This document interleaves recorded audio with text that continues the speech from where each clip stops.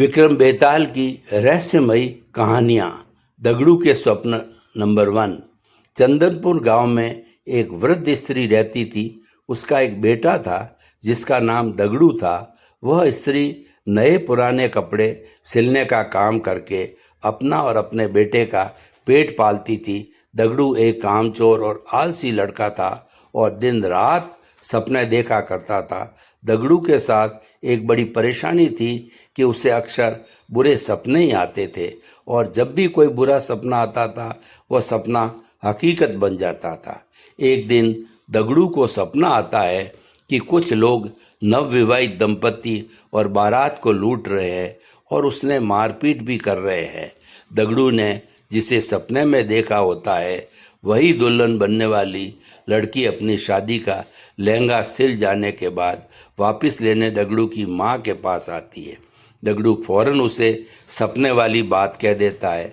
वह लड़की अपनी माँ और ससुराल वालों को यह बात बताती है, पर सब लोग इस स्वप्न वाली बात को वहम समझकर अनसुना कर देते हैं। शादी के बाद जब वर वधू बारात के साथ में जा रहे होते हैं तब सपने वाला वाकया सच में घटित हो जाता है और इस पूरी घटना में दगड़ू पर आरोप लगते हैं कि वही लुटेरे से मिला होगा, वरना उसे कैसे पता चल सकता है कि ऐसा ही होगा।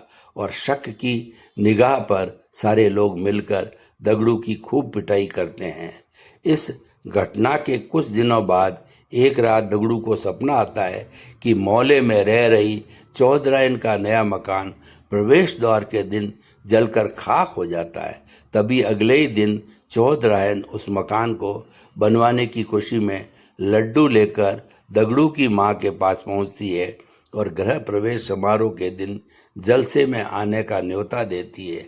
वहीं पर सपने की बात दगड़ू फौरन अपनी माँ से और चौधराइन से कह देता है।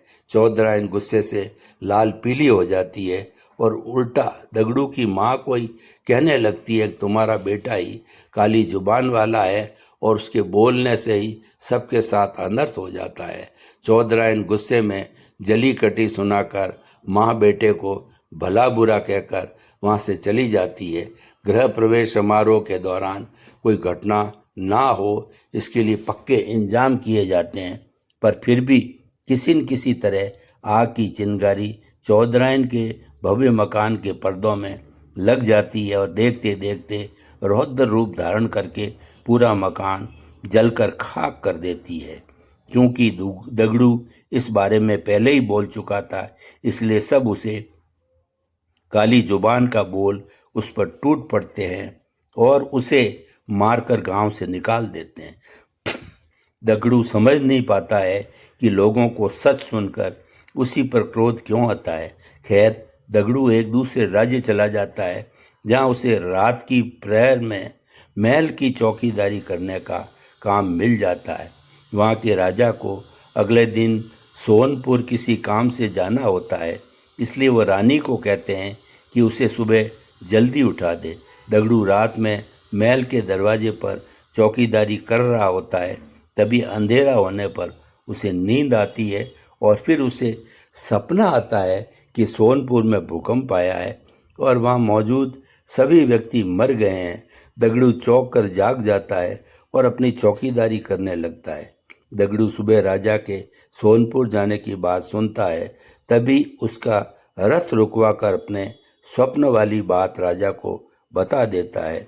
राजा सोनपुर जाने का कार्यक्रम रद्द कर देते हैं और अगले ही दिन समाचार आता है कि सोनपुर में अचानक भूकंप आया है और वहाँ एक भी व्यक्ति जीवित नहीं बचा है।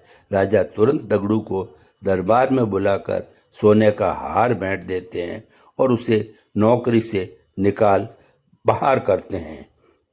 इतनी कहानी सुनाकर बेताल रुक जाता है और राजा विक्रम को प्रश्न करता है कि बताओ, राजा ने दगड़ू को पुरस्कार क्यों दिया और पुरस्कार दिया तो उसे काम से क्यों निकाला।